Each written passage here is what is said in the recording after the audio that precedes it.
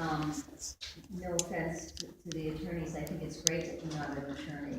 I think it brings, well, I think it brings a different perspective, and I think your background, I didn't know you were a contractor as well, but I think having done property management, having been a realtor, even if you haven't used the license, you understand the issues. Having worked in the courts, being bilingual, I mean, these are all really great things, because it's really a different court. And the issues are, well, that's, my question is, what do you think the biggest issues are that you're gonna be facing? I mean, you already know, because you're already there, but. I think the unique thing about the housing court is, it's the one court where we're all potentially likely to be involved. Yeah. Any one of us, because everyone lives somewhere. You're not always gonna end up in the juvenile court with your kids, you're not always gonna end up in family and probate. You're not gonna hopefully end up in district court or in criminal. You do have a potential either through your neighbor, through something that's going on, through a contractor, or some dispute that you can potentially end up in the housing court. And I think that's a significant difference. As far as problems, I mean, we are a place that we're problem solvers. I mean, I feel that we're part of the community, and that it's an important part of the community. And do you, I was also unaware that 25% of the population out there is perhaps bilingual, or I'm just making an assumption, but do you use your Spanish a lot? Every day that I'm in the Hamden session. That's another wonderful attribute to bring to it. One of the things that impressed me, and you spoke about it in quite a bit of depth, was it, and I, fully admitted I'm the, progressive, liberal, lefty, whatever you want to call me on these things. Yes. I am. I'm out there. I'm not burning, but I'm out there. But I'm also a business person, and I'm quite a capitalist. But the understanding of the landlord's rights, which one of your witnesses mentioned, that to me is something that's really been missing in the courts. Can you share with the group, you shared with me a little bit of some of the work you've done on that? Sure, I mean, there is definitely this feeling that is out in sort of the community that feels that the housing court is sometimes a pro-tenant court.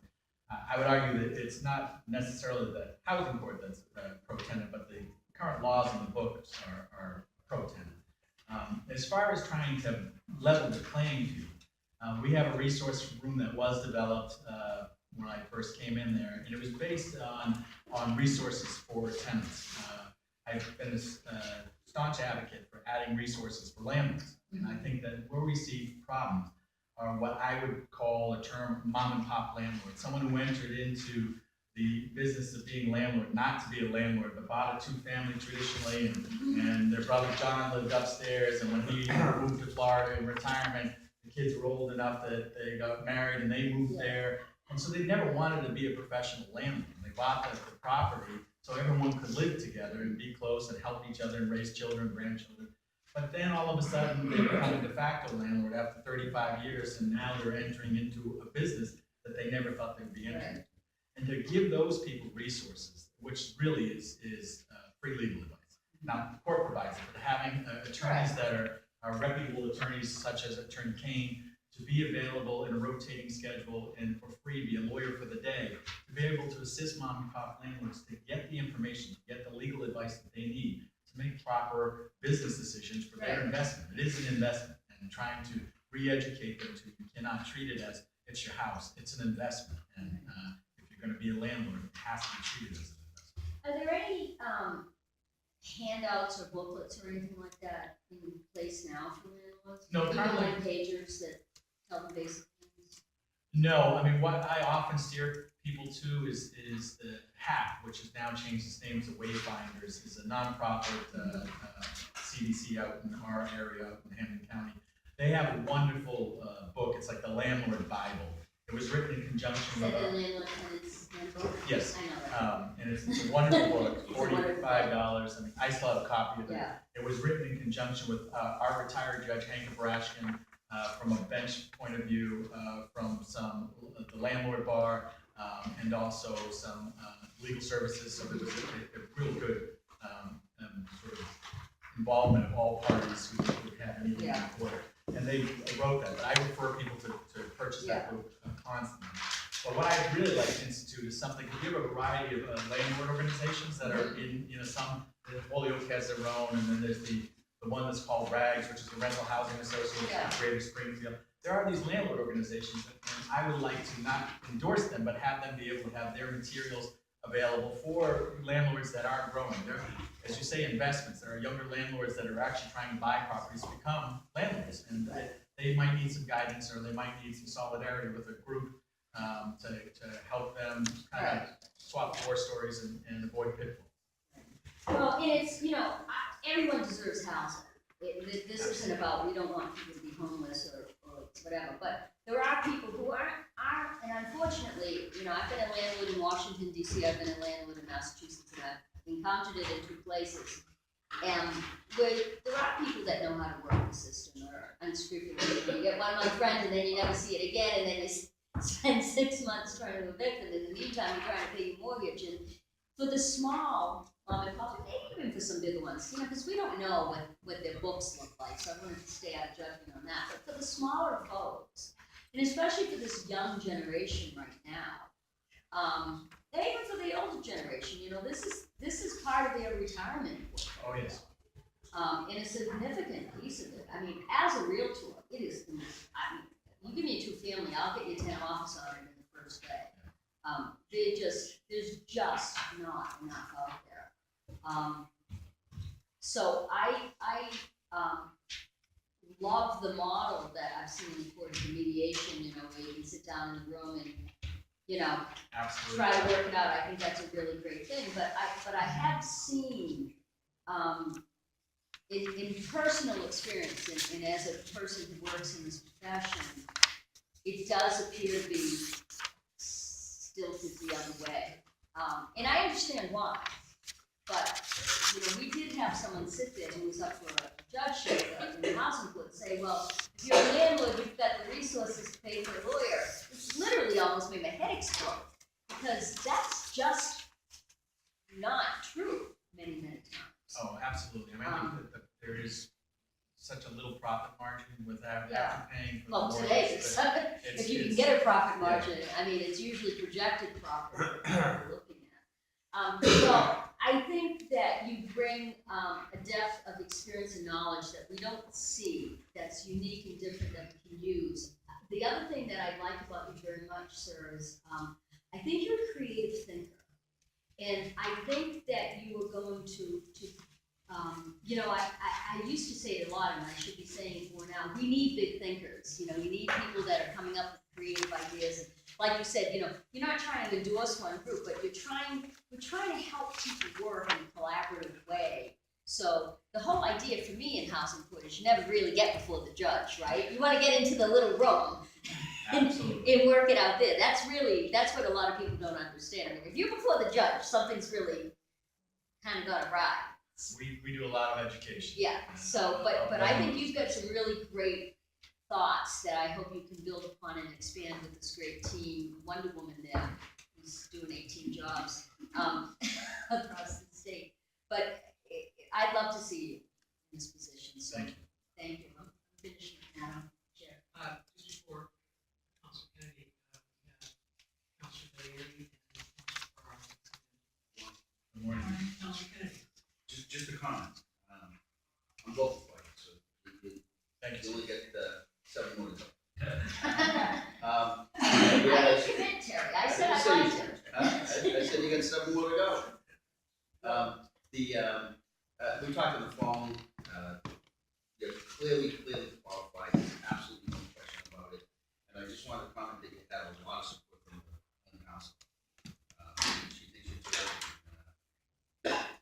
My arms hurt. You get it twisted. I'm all set. Councilor Hill. I don't have any questions. quite a impressive resume. I think you'll be a great addition. Thank you. Any other questions? I just want to say, thank you. We had a very long, talk on the phone. I appreciate it. Listed, my questions then, as we discussed. One of my concerns was reading some of your writing samples was banging the landlord.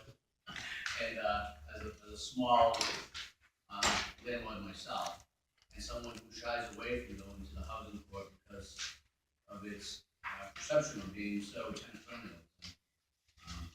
But I found that, you're extremely qualified, and I think to be fair and cautious, maybe people will be more likely to go to the housing court. They feel that they get a fair shot on both sides. We need great, great houses for tenants, and we need landlords to get paid, so that they don't lose the house in foreclosure. So, I think you're extremely well qualified. Your counselor to my left here is a big advocate, who speaks volumes to me. You'll have my support. Thanks. Anyone else? Counselor? Hi, quick. Morning. Don't be in here. I'm a little confused. I don't know about the housing court out there. You're gonna be the clerk for the housing court in the entire Western Mass. Yes, the Western Division. We cover all 4 Western Mass counties. Greenfield, Pittsfield. Greenfield, we have a session in Greenfield, a session in Pittsfield, a session in Hadley, and then we're in Springfield County this week. You don't have a section. We do not, they're covered through our Springfield. And then our people might have to get that. You bring up actually a good point, and that'd be something I would really like to look into if there was a possibility of doing that. It is true that we have people who have expressed difficulty without transportation. The bus schedule is just not conducive to getting to a 9 o'clock call time. You often find that if they're coming down from some of the big landlords that have multiple properties, their counsel is still present because they're doing 15 cases on a Thursday morning. So that they're not actually defaulted. When they roll in at 10 o'clock, we're able to actually stop the default, and the landlord counsel will talk to them at that time. But it could be something that can look exploring. Yeah, that'd be good, I think.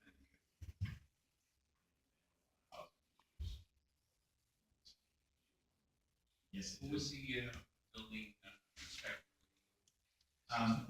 When I was the assistant building commissioner, it was Steve Amino, who was the building commissioner. I was interested in the case that you cited, your Tracy Sias versus the Boys and Girls Club Family Center. Yes. Now, is that Springfield Boys? They own the property. I don't recall which school, why it was. They were represented by Attorney Mickey Harris. The camp itself wasn't located in Springfield, but it could have been the Springfield Y that actually owned it. It was within our jurisdiction. I mean, the Springfield Boys. Yeah, sorry. Yeah, they used to have a camp, they had a camp out in the area of Brimfield. Yes, that's the camp. Sorry. I worked there before you were born. It was a difficult case because the plaintiff was technically right on the law, but it was one of those challenges where I had to enforce the law, and the directorship of the club did not handle it right. She consulted counsel. How many cases, estimate in a day in Western Mass? It depends on the day. A normal summary process day, which by statute is Thursday, is usually about 120. It used to be Just in Springfield? just in Springfield. It used to be 300, and then the previous clerk, Montori, actually we decided to divide Thursday. We took all the housing authorities, which was Springfield Housing Authority, Holyoke Housing Authority, Chicopee Housing Authority, and we gave the housing authority a Friday to help actually separate the load and to have us be more effective. Do they have any staggered appearance? Like right at 9, some appearance at 11 or 2? We do 9 and 2. We have a summary process for 9 o'clock session and 2 o'clock.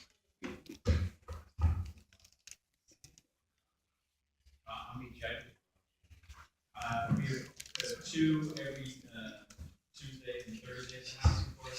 But one of those judges will travel Monday, Wednesday, Friday, which is our traditional No, travel. not. Except for the first full week of the month this week, where that's considered what's called a clerk's week, where the clerks travel to the online session to conduct appropriate clerk hearings, like small claims, public cause, city hearings. And so the judges will be testimony. Just give them a, just, yeah, we did. Is there, assistant clerks in each one of the cities? Yes, we dedicate a clerk to each county, so that there's one person who's in charge of that county, so that if anybody has questions such as landlord bar, tenant bar, or any advocacy group, they can call one person for an answer. So So any day of the week, somebody can go in the great deal and there's a housing assistant clerk. no, not yet. If I have my way and I'm able to acquire resources, I'd like to see this account right now. I'm only here 1 day a week, to be able to set 5 minutes. Greenfield, we were able to add a half session, afternoon session, following the Hampshire County session, which is traditionally Monday. So we added up Greenfield Monday afternoon. So we had a crew that was already up there halfway. We sent them on further service. And what about Pittsfield? Somebody there that, Only one minute, and it's a challenge. Have availability to people. So it sounds like we could use 2 or 3 more judges sitting in each of those places. Along with support staff. It takes a village to run a court. And we have a clerk, dedicated sessions clerk, which runs the front part of the court. That's a lot, at least 2 housing specialists, which are mediators, and then a case specialist, an admin person. It's quite a lot of people trying. So if we vote to, confirm you, we expect you're gonna go out there and be bold and get some judges and assistant clerks, personnel. I'm going to do everything within my authority and power to advocate for additional resources, both personnel Take no for an answer. and yes, Be a pain in the ass. You know what I mean? It's the only thing, the way you get things done in the court system. Well, it's a lot done. It's a Okay? good lawyer. And, tell you no.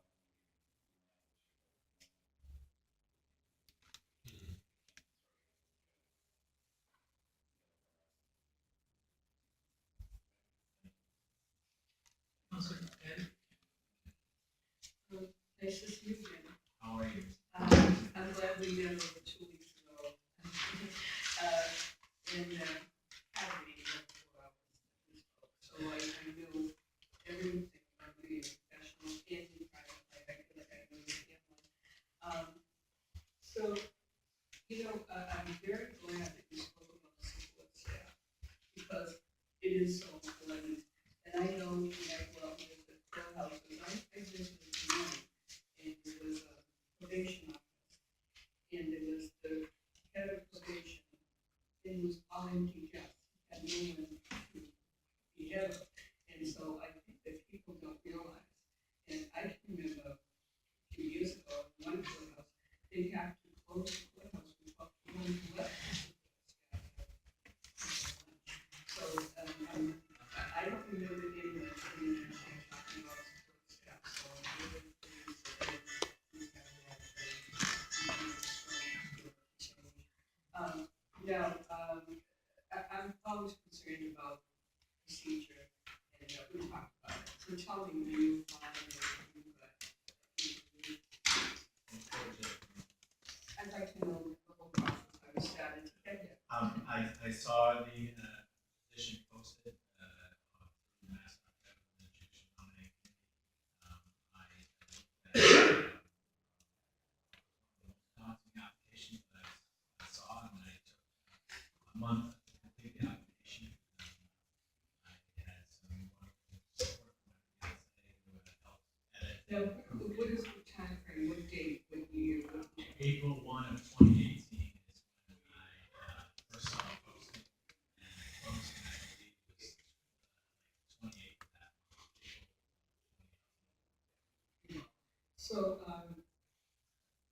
and you got interviewed. I received an invitation to be interviewed by the JNC sometime I believe in early June. There are 21 additional nominated commission members that are appointed to each grade. How many are there? I believe there were 13 people that did my So 8 people now, so I know that's supposed to be voted, but that's not your problem, that's mine, and I can't change it. I'm very pleased that you speak Spanish fluently, because there's such a need for that, so that's an added plus. Now, you've been here 15 years. Yeah, so tell me, how has it changed, the needs in the housing courts since you said? Unfortunately, due to the economy, it's, I hate to say it, always been a need for housing. The way that the job market goes, ebbs and flows, and when the economy goes down, their conditions go up. So what has changed is the cases have become more complex. It used to be just that I was laid off or received or whatever, and now it's I lost my job, I lost my kids, I have an opioid addiction. There's multiple issues going on in the household. Drug addiction has been Yes, we're affected. 15 years. The rest of the increase, Yeah. absolutely Okay. increase. We weren't talking in our court about opioid addiction in 2004, 2005. It was a rare thing. I'm not saying it didn't exist. But it's that issue impacting housing and the trial court, for all others in the trial court is medicine. What changes would you like to see? If you didn't want to have to see with the vacancy, what changes? I would really like to expand our resource room, like add additional resources for landlords, pro se landlords, that really could use access to legal information, legal advice. I'd like to increase our use of technology. Currently, right now, since we only have judges, if there's an emergency matter that's happening in another county and we don't have a judge or a judge is out sick, we do not yet like to employ using video, video conferencing, video trial, video hearings where you actually have parties in one location and the judge in the other location. We do currently right now telephonic hearings, but I believe it's the distributed service to the parties, with the judge not being able to read the body language of I think the video consists of. So these are the changes you want to make, or you're going to Yes. try to implement? These are what I'd like to That's do. good. That's very good. Now, I'm very concerned about foreclosures. I have a friend who was left a house by her mother, it's been in the family for 3 generations. And her, she was foreclosed, she lost her house. So, so can you tell me, I know they changed the laws, I've been trying to follow them. Tell me what you see in the law now with foreclosures, and what changes would you like to see? Yeah. So I think that the legislature has made the changes that they need as far as requiring the notices that they do require. It's just really important to identify who the applicant is. I think that law definitely should be treating a renter of a foreclosed property different than a home mortgage. And I think that the legislature has seen its way to finding the notification requirements that is necessary. Because there's some trickery around that, that they can put someone else's name. Isn't there a time limit when someone has a foreclosure? There are limits. I mean, I think that the more important thing is that it's affecting families, and we're talking about hard people. Not everyone has signed into a predatory mortgage. Some people have willingly entered into a mortgage, and they should be aware of their rights. And stuff happens, stuff changes, but it doesn't necessarily prevent the contract from being I like your writings. Tell me, what was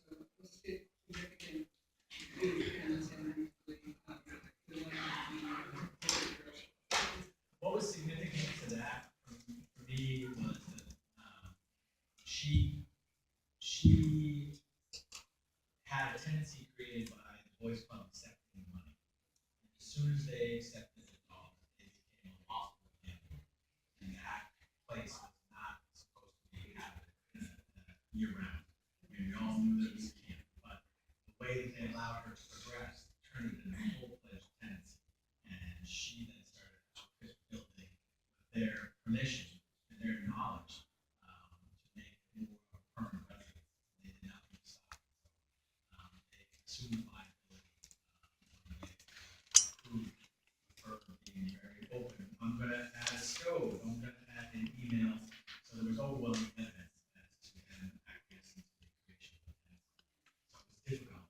Another nonprofit, community work, all was clear. I like the experience you bring to this position. I mean, starting as a housing specialist, how do you think that that adds to your, qualifications? I think it's really important for the person who holds the clerk-magistrate position in the housing court to understand that it's a separate department, so they're not under the control of the clerk. But to have an understanding of what they go through, they are a real backbone to the court as far as their ability to settle cases. So as the clerk, I'm very interested in the quality of the individuals that are in that department because maintaining time standards is essential to be able to settle cases. And they have quite a talented bunch there, and just a hierarchy sheet. I was involved in that process. I'm fortunate that the judge included me in that process. Well, clerk-magistrate position to me is the most important in the courthouse. I agree. And when I met with you, I told you over 30 years ago to be clerk-magistrate. It was a political appointment, obviously, it was so rude, made me cry, it was awesome. And thank God that you know, that hear people like that. And I think it is so important because that's the person you're going to see when you reach the court, the judge. And if you do someone that is there, that is compassion, it smiles, it makes you feel welcome. So that's very important.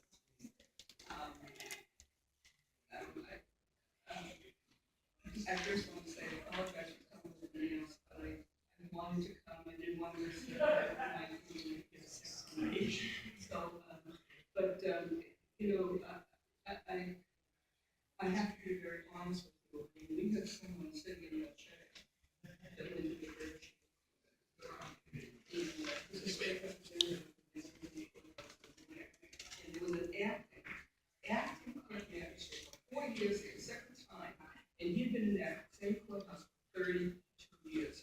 It was really ironic, because the person who came before us was 32 years old. And, I believe in promoting. You hear from Judge Jonas and the manager has left, and the young assistant, you're doing a good job, you deserve that job. And I think of him all the time, it breaks my heart, because he had all the qualifications sitting here. And the problem is, people think we have so much authority. I can't say, that's not fair, that man's doing a job, he should be permanent. I can't do it. And we have the person before me, I don't know who's in the pool, I don't know who's interviewed beside you. And so when I see your qualifications, I am so pleased, because this is what we deserve. This is what we deserve in our courts. And all I could think of was that man that was bypassed, who was interviewed, who is doing a job.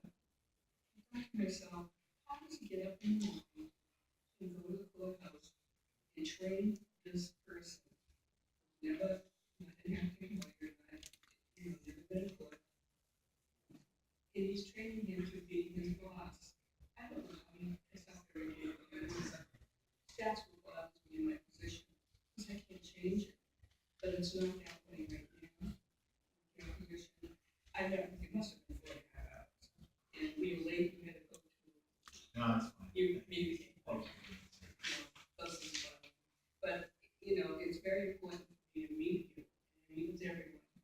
Because I want to know the whole person. It's not just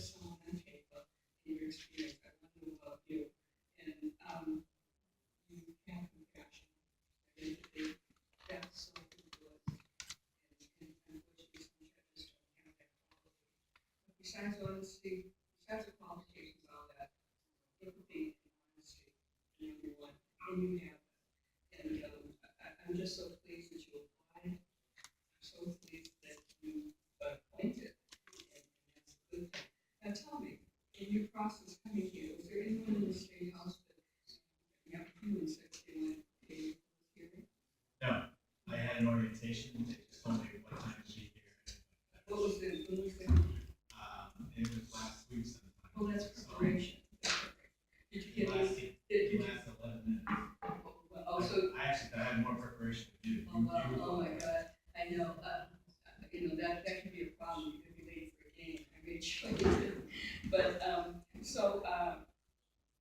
given that, you were given any, questions? I was given a list of questions. So that's what the point is, so someone in here prepares you, Well, they didn't go over. from the JSC prepares you to say, these are the questions the government's council asked you, okay? Yeah, I don't think that that's ethical, because I think you prepare yourself to come here, and you know what you're prepared to do and what to say. And I don't think anyone's going to tell you the questions that they're going to ask you. It was a public company, and you were going into the CEO to have an interview for a position. And I was working there like the person who gave me the questions. And I said to you, come in to see me a few days ahead, and I'll prepare you and give you the questions they ask. That person was fine. But here, this is how it is. It's new. I'm here I to followed your advice, I listened to the recordings. that, and that's fine, and that's part of your preparation. But I think once the JSC is done, and they have interviewed you, that's their job. That's it. And then we are counselors, and it's our responsibilities, how we want to investigate and get the nominee. So that's how I feel, there is a separation, but it isn't. In 20 years, I've never seen that, and I'm sorry about that. Yeah, I didn't view it as a But you- prep, like but it was you- an orientation. But you handled it very well, because you did what anyone would do, you see what, previous, hearings, so you really don't need to have questions. You can hear them on the tape, So I thank you, but, I guess from that experience, and I believe it was a Berkshire, and I think of that man all the time, it's working there, and I think to myself, to have someone come in, I think everyone in the courthouse will respect you, because they said you earned it the old-fashioned way. It wasn't political. You didn't run for office at the same time you applied, and then they had a special election. It's wrong. And for me, I live with that. I live with that memory. And I voted no, and I voted yeah. I'm going to tell you, which we don't say, I'm voting yes, because, everything I heard from you and investigating and the people I talked to and the letters that I got, you couldn't ask for that person. And I just wish they all had no qualifications in your ethics. And I thank you so much, especially for all the time. And I apologize for my voice, for my mask. Thank you. All right, Councilor Casey, do you have any questions? Yes, Okay, so everybody understands, at 12 o'clock, the governor, 12 o'clock with your council.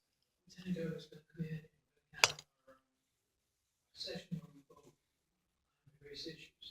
So you're more than welcome to proceed, don't go anywhere. As soon as that's done, that usually takes about 10 or 15 minutes. We're going to continue the question. Thank you. Not a lot of questions per se, just a couple comments. Good morning, sorry. Morning, I'm how are you? late. Yeah, this morning. We had a chance to speak over the phone, and I think you were pretty articulate in outlining, telling me about your philosophies in the housing court with respect to landlord rights, tenant rights, and the balance and equities between the two. I guess my question would be, just to follow up on our conversation about the initiative that you're working on with respect to getting some attorneys to help landlords pro bono.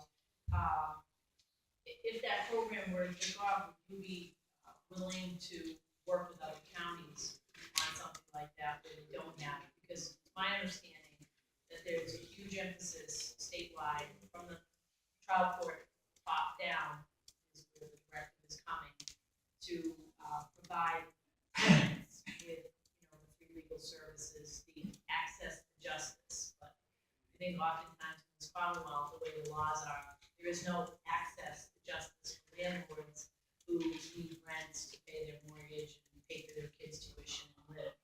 So would that be something that you'd be interested in if it becomes successful in your neck of the woods and doing it in counties? Absolutely, and just for clarity's sake, we do have an existing lawyer for the day program. It was founded on lawyers that traditionally did tenant advocacy or tenant cases, but we're slowly trying to grow that, and I would work wholeheartedly on increasing the numbers of the landlord lawyers to be present on a regular basis, because right now people are missed, putting it together, and getting them in all 4 counties and really developing that so it's a solid schedule that can be counted on week in, week out, and provide access to information and legal advice for pro se landlords. Often information is one of the most valuable things in anything in court setting, and to understand your rights is absolutely essential for balancing the scales and leveling that playing field. It's essential. I'm a landlord. Landlords should have equal access to information. There's no access to justice if one side only gets access. It has to be access to both sides. Yeah, and I think that to some extent from what I've heard from counties, housing court was almost frowned upon, that it had to be, not had to be, but it was just so tenant centric. And I don't think that's equitable. So, I applaud your reference to what you're doing in your neck of the woods, which I, from central Massachusetts, understanding the geography, not everything west of 128 is Western Mass. You are from Western Massachusetts, and I think that'll be very helpful for the folks out there. One of the things I would say is, have you found any disadvantages in your position? I know you've been at it for 15 plus years, not being an attorney, and run into those issues that may require that legal background or information. What do you do? I do what any good lawyer does. I open up the book and I look for the answer. I mean, I don't mean that as a smart aleck remark. I think half the things that you learn in law school is where to find the law, where how to look things up. And when I need to, I consult with the other 2 attorneys that are on staff. But I've been adjudicating small claims actions for the last 6 years. I've been adjudicating probable cause cases and 21D non-criminal ticket hearings. I've had ample opportunity to be able to research and learn and come up with what I believe is the correct answers. I think all lawyers do stuff up. I don't, given your experience. If I could just follow up. Sure. One other thing that I know, we have an intimate relationship with our law school, which is Western New England University. And so we have oftentimes a lot of 303 law students that are actually doing a consumer clinic on our Thursdays. They come there, they get practical experience in the court. And what I have found is that because I'm not a lawyer, I'm approached by 303s and by new lawyers on a more regular basis because they know I won't cheat. I won't say, why didn't you learn that in that class? Why didn't you know that you've been a lawyer? So I find that because of that, I'm much more approachable to help them figure out what they need to do in this court to try to give them some guidance about what they should be doing and how they should handle stuff without giving them legal advice. To be a resource for newer lawyers. I appreciate how we can help grow new lawyers that are coming into the bar. That's an important role. I concur with the students. Lawyers aren't my favorite. I know some good ones, and I like some of them, but present company I like. Attorneys are good. Well, I think that what jumped out at me about your materials as well is that you have a master's in business administration, which I was, pleased to see that you obtained after you become the acting chief housing specialist. So you put yourself through school while you were, imagine, working full time. Yes, sir. To obtain that degree. I think that's impressive. And honestly, from really no more valuable degree. I put it up there with a JD, if not more valuable, is a master's in business administration, with respect to management, budgets, because that's really what that job is about. It's about managing people. It sounds like you require an expertise in your area of law that's in housing court, which I think is a bonus, but, you know, for anybody who can come before this council with an MBA, that's a great degree to have. I found it useful every day, and I really focused on operational management when I was studying at nurse school. So it really is about systems, it's about caseload, and data doesn't lie. Track rates to see how great it is as far as case filing, just as far as man hours worked, just be able to establish all of that, see what kind of product we can put out on a regular basis through the data analysis. I think personnel management is, personnel is probably one of the most challenging parts of the job. Yeah, prior to you coming in, I was talking about the fact that the trial court is 80% union employees, which is a whole other issue. And it's they have a very specific contract. We have very specific policies and procedures as far as our personnel. One HR department that assists, but it's a progressive discipline that we approach all union employees. And I think that effectively not having to use it on a regular basis. Again, the quality of employees that we're getting now is much higher than it was. Mostly, all of our recent hires, you know, on the entry level, have college degrees. Just education. Well, I don't have any more questions for you. I just have a couple of closing comments. Home council is a fan of yours, which great respect to council early and reach out to me on your behalf. And I'm impressed with your work experience, your background. Clerk-Magistrate. Congratulations to you and your family. Thank you, and I appreciate the fact that we have 6 communities that are in your district.